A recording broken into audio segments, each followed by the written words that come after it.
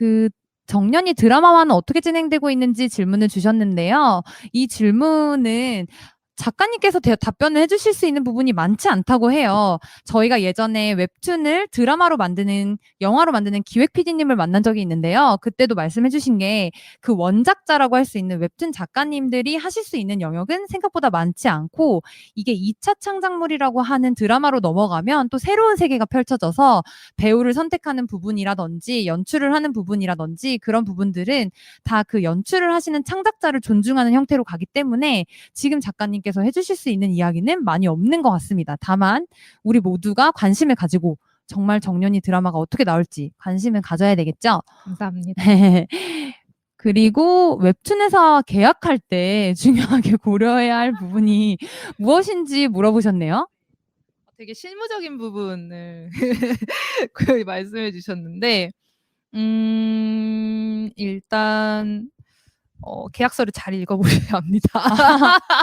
함부로 사인하시면 안 됩니다. 절대 함부로 사인하시면 안 되고 계약서를 잘 읽어보셔서 나한테 오는 수익 배분이 이게 맞는 건지 아닌지를 정확하게 보셔야 해요. 그래서 상담을 해주는 창구도 있거든요. 이 계약서가 뭐 작가의 재능을 착취하는 계약서인지 아닌지를 확인해주는 단체도 있으니까 그런 거를 좀 고려를 해보셔야 되고, 두 번째는 내 작품을 진짜 잘 이해하고 있는가?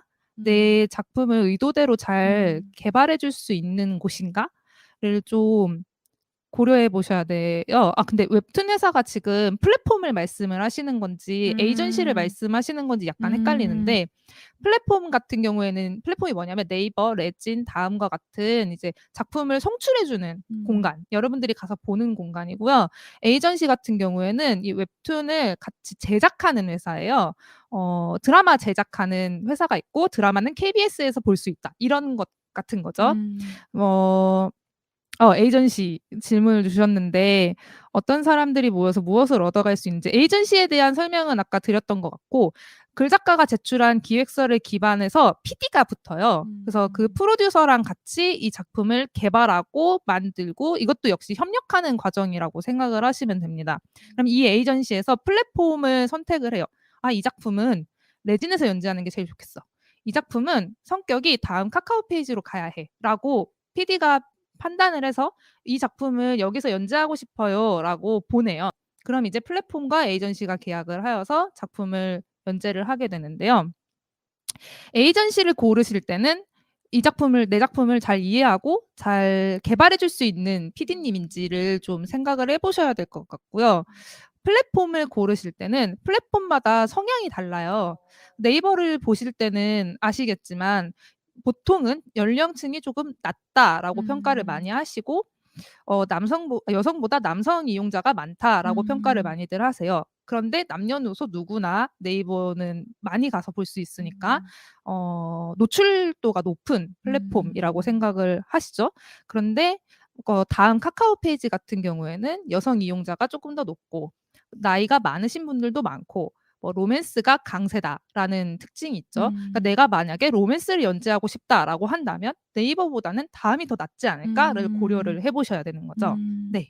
이 또한 그럼 결국 본인 작품에 대해서 얼마나 잘 이해하고 있는가, 본인 작품이 어떤 독자에게 닿기를 원하는가에 대한 생각에서 출발해야 된다라는 말씀이셨던 것 같아요. 네, 태희님께서 굉장히 진솔한 또 본인의 마음을 담은 질문을 해주셨는데, 저는 장기적으로 뭔가를 꾸준히 하는 게 어려워서 소설을 쓸 때도 그 완성이 멀어 보이고 언제 완성되지 하면서 흥미가 떨어져요. 아까 작가님이 2년 동안 준비를 하셨다고 했는데 저 같은 어려움은 없으셨는지, 어떻게 극복하셨는지 질문 주셨습니다. 저도 성격이 진짜 급해요. 성격이 진짜 급하고 흥미를 빨리 읽는 성격인데요. 그래서 초반에는 막 10시간, 12시간 붙잡고 있었던 것 같아요. 빨리 이걸 다 끝내버리고 싶어. 내가 하고 싶은 얘기, 내가 보여주고 싶은 장면 빨리 보여줘 버리고 싶어라고 생각을 해서 오랫동안 앉아서 한 번에 작업을 해버렸던 건데, 아까 말씀드렸지만 좋은 습관은 아니에요. 근데 2년 동안, 3년 동안 제작을 하게 되고, 뭐 드라마, 영화 같은 경우에는 제작 기간이 되게 길죠. 그러니까 다른 사람들과 협업하는 작품을 할수록 내가 좀 더 근력 있게 인내심 있게 작업을 할 수 있으셔야 되는데요. 제일 좋았던 거는 중간중간 회의를 하는 거예요. 중간중간 같이 일하는 사람과 이 이야기를 어떻게 바꾸면 좋을까? 이 이야기가 이만큼 왔는데 괜찮을까? 이야기를 나눠보는 게 중요하고요. 소설은 아마 혼자 쓰실 텐데 반드시 같이 쓰는 친구들이 있는 게 좋습니다. 2명, 적어도 2명, 많으면 4명 정도의 친구들을 모으셔서 그 친구들과 한 달에 한 번씩 모임을 가져보세요. 서로의 작품을 읽고 서로 이제 피드백을 해주는 거죠. 이 작품은 이런 점이 좋았어. 근데 이 작품은 이렇게는 수정을 하면 더 좋을 것 같아. 라는 의견을 계속 듣다 보면 꾸준히 계속 쓰게 되실 거예요. 어쨌든 한 달에 한 편은 써야 되는 거니까 모임에 나가려면. 네. 어떻게 보면 내가 혼자 할 수 없다면 주변에 나를 할 수밖에 없게 만드는 네. 그런 구조와 모임을 만들어라 라는 굉장히 실질적인 얘기를 주셨던 것 같아요. 네, 좋습니다. 승현님이 작가님 웃음소리 너무 좋아요. 사랑해요 라고 하셨고요. 좋아하는 웹툰 혹은 좋아하는 글이나 영화 같은 장르가 있으신지 작가님에 대한 궁금증이 있으신 분들이 계신데요. 좀 장르는 가리지 않고 재밌는 게 있으면은 보는데요. 최근에는 아까 말씀드렸던 것처럼 삼토반을 제일 재밌게 보았고 책을 읽는 것보단 최근에는 영상물을 좀 더 자주 많이 보는 것 같아요. 네. 영화를 많이 봅니다. 네. 아무래도 웹툰이라는 것이 아까 얘기하셨던 것처럼 대사라든지 행동을 봐야 되다 보니까 또 네, 더 네. 그렇게 본능적으로 찾게 되시는 것 같아요. 좋습니다. 정년이 역할은 김태리 배우님이 하셨으면 하는 작은 바람. 네, 모두가 있죠. 네. 그 부분은 저희가 한번 지켜보도록 하고요. 저희가 할 수 있는 것은 웹툰 정년이를 열심히 보는 것밖에 없어요. 그래서 매주 까먹지 마시고, 네, 정년이 정주행 해주시고요. 감귤님께서 정년이에서는 그 시대 여성들이 많이 돋보인다고 생각해요. 그 배경 시대 여성들의 어떤 부분을 중요하게 생각하시고 이야기에 담으시는지 궁금해요. 라고 질문 주셨습니다. 한 시대에 국한된 이야기라고 생각하지 않고 시대를 통과할 수 있는 삶들을 좀 골라봅니다. 정년이가 밤에 남학생들에게 겪는 위협 같은 경우에는 저는 최근에도 충분히 느낄 수 있는 위협이라고 생각하거든요. 네. 옛날부터 지금까지 우리가 시대를 초월해서 느낄 수 있는 공감, 느낄 수 있는 마음들을 좀 보여주려고 하고요. 또 현대를 살아가면서 잊기 쉬운 부분들, 사람들이 한국 전쟁 하면은 남자 군인들이 싸우는 것만 생각하지만 생각보다 여군들이 진짜 많았고 그 여군분들은 돌아오고 나서도 환영받지 못했거든요. 서울에 돌아왔을 때 뭐야 저것들은 북한군 포로인가? 라는 얘기를 들으셨다고 해요. 그래서 그런 잊혀진 부분들을 좀 중요하게 생각하고 가져오려고 합니다. 네, 시대를 초월해서 공감할 수 있는 것까지 고민을 하신다는 것이 굉장히 놀라우면서도 그렇기 때문에 지금 다양한 세대의 팬층을 가지고 있게 계신 게 아닌가라는 생각도 드네요. 저 질문은 채원님이 아까도 올려주셨었는데, 예, 웹툰을 하면 돈을 많이 못 벌 거다라고 단정짓는 사람들의 생각이 있다고 해요. 그 부분에 대해서 어떻게 생각하시나요? 거짓말은 아니지 않을까? 이런 솔직한 이야기 좋습니다. 네. 거짓말은 아니지 않을까요? 왜냐면 저도 작업을 하면서 계속 아르바이트를 했었으니까요. 근데 단정 짓는 사람들의 말을 중요하게 들을 필요는 없는 것 같아요. 네. 무슨 일이든 무슨 말이든 저는 좀 반드시 그래라고 단정 짓는 사람들의 말을 좀 경계하거든요. 그건 당연히 그렇지. 그건 그렇게 될 거야라고 이야기하는 사람들의 말을 우리가 귀 기울여 줄 필요가 있을까요? 우리가 하면 바뀔 수도 있는 건데. 네. 네. 너무 공감되네요. 아까 인물을 만드실 때도 함부로 인물을 만드는 것을 경계하신다고 하셨었는데 뭔가를 하나를 단정짓고 그래야만 해라고 이야기한다는 것 자체가 사실 어떻게 보면 내 인생의 장악을 내가 하고 있지 않다라는 의미가 아닐까라는 생각도 드네요. 네, 규리님의 저 질문은 위험할 수 있어서 제가 자체적으로 스킵을 하도록 하고요. 죄송해요, 규리님. 네. 그러면은 이런 질문도 있었는데요. 그 여성들의 이야기를 혹시 차기작에서도 계속 하실 건지, 만약에 그런 여성 서사를 만드신다면 다음 작품에서 하고 싶으신 여성 서사는 뭔지, 그리고 아까 제가 채팅창에서 봤는데 그걸 남원 작가님이랑 하실 건지 다른 그림 작가님이랑 하실 건지 질문이 있었습니다. 일단 나머님이랑 계속 할 수 있다면 너무 좋겠죠. 근데 나머님께도 자유의지가 있으니까 아, 네. 나무님을 모셔서 네, 얘기해 네. 봐야겠네요. 나머님과 함께 얘기를 해 봐야 되는데, 그리고 저한테 재미있는 얘기가 있어야 제안을 할 수 있는 거니까 그거는 뭐 좋은 선택지 중 하나로 놓고 생각을 하고 있고요. 차기작을 한다고 하면 제가 관심 있는 부분으로 하게 되겠죠? 그게 여성 서사가 될 수도 있고 아닐 수도 있지만 지금까지 저의 관심사는 여자들에 대한 이야기를 하는 거여서 음 정년이가 끝나 봐야 알겠지만 지금으로서는 여자 얘기를 더 하고 싶고요. 다음에는 좀 엄청 못된 여자, 나쁜 여자가 나오면 좋겠어요. 사람들이 나쁜 여자를 되게 싫어하거든요. 맞아요, 맞아요. 뭐 남자들은, 남자 캐릭터는 좀 성적으로 문란한 캐릭터일 경우에는 '아 카사노바다. 너무 매력 있다.'라고 평가하는 반면에, 여성이 성적으로 문란할 경우에는 '아 빨리 없어졌으면 좋겠다. 보고 싶지 않다. 빨리 처단됐으면 좋겠다.'라는 반응이 많아요. 근데 이런 여성 캐릭터들도 좀 애정 어리게 볼 수 있는 이야기를 만들어 보고 싶네요. 어떻게 보면은 약간 '그래야만 해.'라고 했던 것들을 타파하시는 작가님이신 것 같아요. 여성 캐릭터도 맨날 봤던 그런 캐릭터들이 아니라 여성 국극이라는 환경을 만들어 놓으시고 그 안에서 되게 다양한 여성 캐릭터들을 끄집어내신 것처럼 나쁜 여자라고 뭔가 하나로 퉁쳐져 있는, 단정지어져 있는 그런 개념을 작가님께서 어떻게 또 입체적으로 풀어가실지 굉장히 기대가 됩니다. 네. 그 부분도 저희가 앞으로 관심을 가지고 좀 지켜보면 좋겠고, 여기 계신 분들도 관심을 많이 가져주시고 계신 것 같아요. 네, 앞으로 기대가 되시면 웹툰 정년이를 계속 정주행해 주세요. 네, 그러면은 저희 이제 한 시간이 많이 남지 않아서 정말 이 질문이나 이 코멘트 작가님에게 하지 못하면 너무 아쉽겠다 하시면은 채팅방에 올려주시고, 현장 직관하시는 분들도 있으시면 손을 네, 하나 질문이 있으시네요. 네.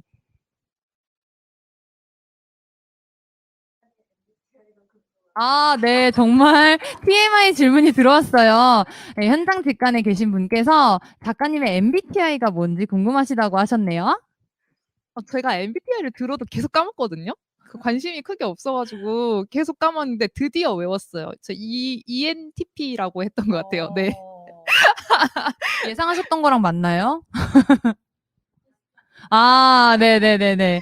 여러분은 어떻게 상상하셨었는지 궁금합니다. 그러면 저희가 좀 준비했던 질문도 한두 가지가 남아가지고 그걸 마무리로 하고, 만약에 남겨주시는 분들 있으면 한 개 정도 더 받아보도록 할게요.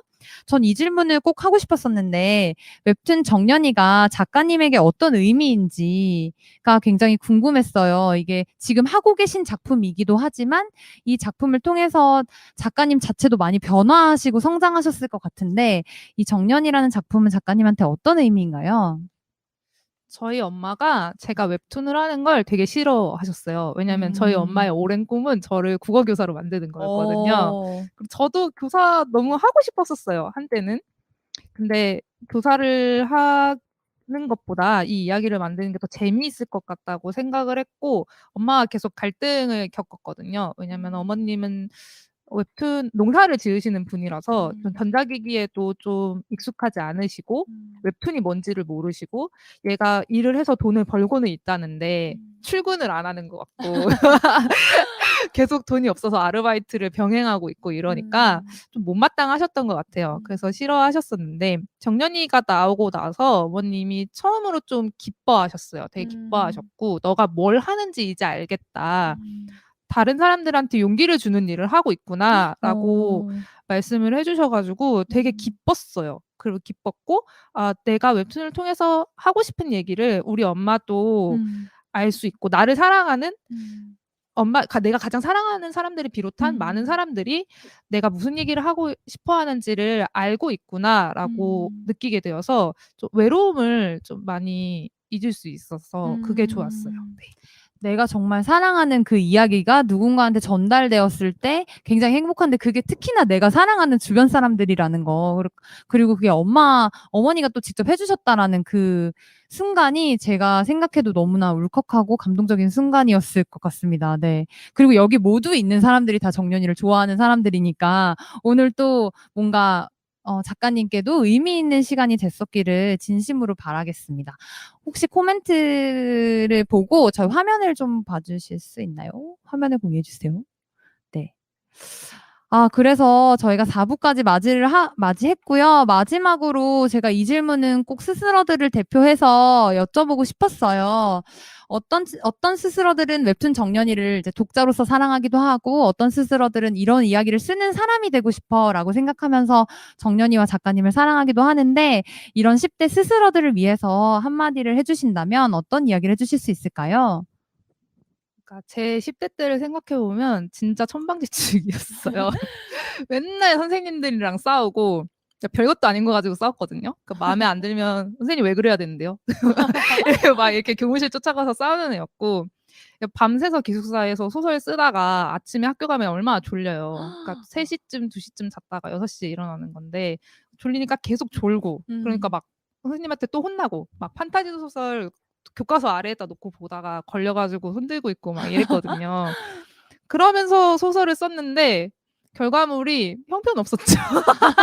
지금 보면 네. 이불킥할 만한. 네, 그렇죠. 근데 그때도 딱히 제가 잘 쓰고 있다는 생각은 안 했어요. '아, 형편없는 걸 계속 쓰고 있네.'라고 생각을 했고, 뭐 상을 받은 적도 딱히 없으니까요. 근데 그 형편없는 소설을 쓰는 게 너무 재미있었어요. 그 형편없이 보내는 시간들을 좀 가져야 되는 때가 있는 것 같고, 그게 10대 때 말고는 좀 겪기 힘든 것 같거든요. 지금은 저도 아까 제가 그림을 그만둔 걸 보세요. 그 형편없는 그림을 제가 못 견디는 거죠, 이제. 그러니까 그 형편없는 소설, 형편없는 시간을 견디는 게 너무 즐거워서 멈추지 못했던 기억이 있는데, 아마 지금 이거를 보고 계시는, 유튜브로 보고 계시는 분들도 그렇고 현장에 오신 분들도 그렇고 그런 창작을 하는 시간이 너무 재미있으실 거라고 생각해요. 그러니까 끝까지 그런 즐거움을 놓치지 않으시면 언젠가는 좋은 작가가 되실 거라고 생각합니다. 네. 네, 형편없는 걸 지금은 참지 못하지만 그때만큼 참을 수 있었다. 근데 아마 그런 분들 계실 거예요. 전 지금도 못 참겠어요라고 생각하시는 분들이 있을 텐데, 나중엔 더 못 참게 되니까 지금 내가 하는 이런 것들이 완성 자체의 의미가 있다, 시도 자체의 의미가 있다라고 생각하시고 계속해서 해보셨으면 좋겠어요. 그리고 그럴 때 우리 스스가 옆에 있어주면 좋겠다라는 생각이 드네요. 이거는 진짜 여담이지만 시간이 1시가 되었지만 전 꼭 여쭤보고 싶었던 질문인데, 작가님이 이제 처음에 조금 일찍 오셔서 스스를 한번 둘러보셨어요. 여기 스토리 스튜디오 작가님은 어떠셨는지 궁금합니다. 여기 너무 좋아요. 깜짝 좋대요. 놀랐어요. 네. 일단 위치도 너무 여기랑 가깝고, 공간도 책도 너무 잘 되어 있고, 막 꾸며 놓으신, 그러니까 선택해서 꾸며 놓으신 책들이 다 너무 하나하나가 다 세심하고 어떤 고민 끝에 나온 선정들이구나라는 걸 느낄 수 있었거든요. 그리고 그것뿐만 아니라 여기를 찾아온 스스로 분들이 만든 작품들도 이렇게 있어요. 그런 걸 보다 보면 되게 많은 친구들한테 이런 공간이 필요했구나라는 걸 알 수 있었고, 오시면 정말 재미있는 시간을 보내실 수 있을 것 같아요. 저 어렸을 때도 이런 데가 있었으면 너무 좋지 않았을까 생각하고 있습니다. 너무 감사합니다. 미리 짜서 한 건 아니었는데 저희의 취지를 정확하게 이해해서 말씀을 해주셨고, 아까 꼼꼼한 취재나 리서치와 관련된 부분도 내가 키워드가 있다면 확장해서 해볼 수 있지만 아직 키워드를 찾지 못했다면 이런 공간에 와서 한번 이런 거 저런 거 둘러보면서 해보는 것도 좋을 것 같고, 아까 긴 호흡에 무언가를 하는 것이 중간에 포기하고 싶어지게 되지만 그때는 그걸 같이 할 만한 사람들을 만들어서 할 수밖에 없는 구조를 만들라고 하셨는데, 그 또한 스스를 포함해서 꼭 스스가 아니더라도 주변에서 바로 시작하실 수 있었으면 좋겠어요. 그리고 저는 꼭 마지막으로 그 작가님이 해주셨던 이야기 중에 말씀드리고 싶었던 게, 웹툰 작가가 혹은 글작가가 되기 위해 가장 중요한 자질이 결국은 하고 싶은 이야기가 있어야 된다는 거, 이야기를 가지고 있으면 누구든 작가가 될 수 있다는 것, 이 이야기를 해주셨는데, 그 이야기가 정말 저희 스스에서도 꼭 해드리고 싶은 이야기고, 그걸 위해서 도와줄 수 있는 사람들과 그런 어른들은 주변에 생각보다 많다라는 이야기를 꼭 드리고 싶네요. 네. 오늘 이렇게 구체적으로 경험을 나눠주신 작가님께 다시 한번 감사의 말씀을 드리고요. 네. 여기 계신 분들도 너무 제가 스스 홍보만 했나요? 네. 스스 꼭 가보고 싶다고 말씀 주셨고, 작가님께도 좋은 이야기 들을 수 있어서 좋았다는 말씀 주신 것 같아요. 그러면 오늘 이야기를 여기까지로 마쳐보도록 하겠습니다.